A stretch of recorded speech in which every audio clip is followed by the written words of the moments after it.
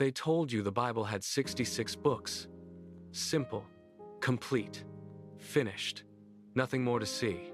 But far away, in ancient lands untouched by empires, a different truth was quietly preserved. In the highlands of Ethiopia, guarded by time itself, there exists a Bible with 88 books, not altered, not modernized, but ancient, older than most people realize. This isn't a conspiracy whispered in corners. It's a tradition that never changed. While history shifted in the West, Ethiopia held on to something sacred, a version of scripture untouched by councils, untouched by political power, untouched by compromise. So the question rises like a storm: what is inside those missing books? And more importantly, why were they never included for you? Long before printing presses and translations, early believers preserved many sacred writings, stories of angels, visions, mysteries, and encounters that defy human understanding.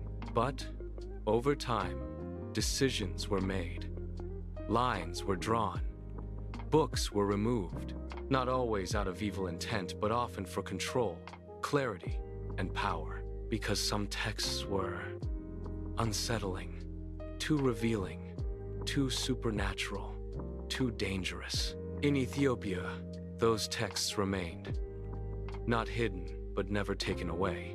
One of them speaks of watchers in the heavens, beings who descended to earth long ago. They taught humanity secrets, knowledge humanity was never meant to hold. Another tells of visions of heaven, layers upon layers of divine reality, not simple clouds and light, but structured realms filled with purpose and order. There are writings that describe judgment in vivid detail, far beyond anything most have ever heard, and others that speak of humanity's origin in ways that feel almost forbidden. These books don't replace the Bible, you know. They expand it, deepen it, complicate it. They raise questions that can't be easily answered, and truths that demand reflection. Imagine reading words that early believers once studied, but were later set aside by history.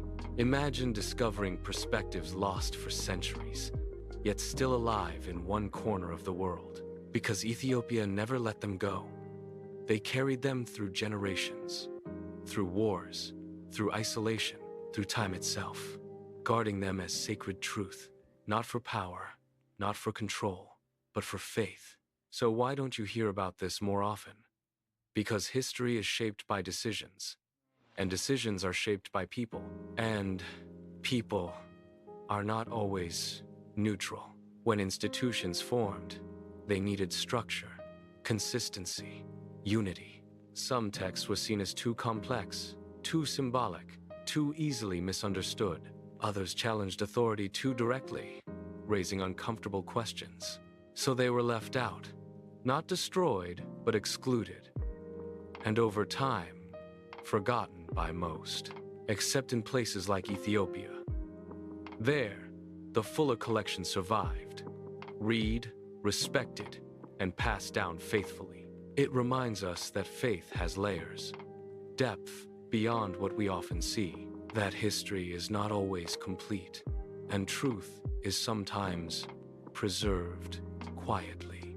This doesn't mean everything hidden was meant for everyone, but it does mean something was left behind, something ancient, something powerful, something that invites curiosity rather than fear, and reflection rather than denial. Because maybe the story isn't about deception, maybe it's about perspective, about how different paths preserve different pieces of truth, like fragments of a larger puzzle. And maybe, just maybe, we're still discovering what was always there, not to divide us, but to deepen our understanding, to remind us that faith is not fragile. It can handle questions. It can handle mystery.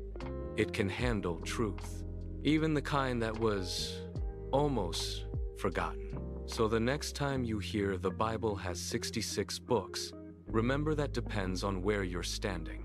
And in the mountains of Ethiopia, the story is still being told in 88.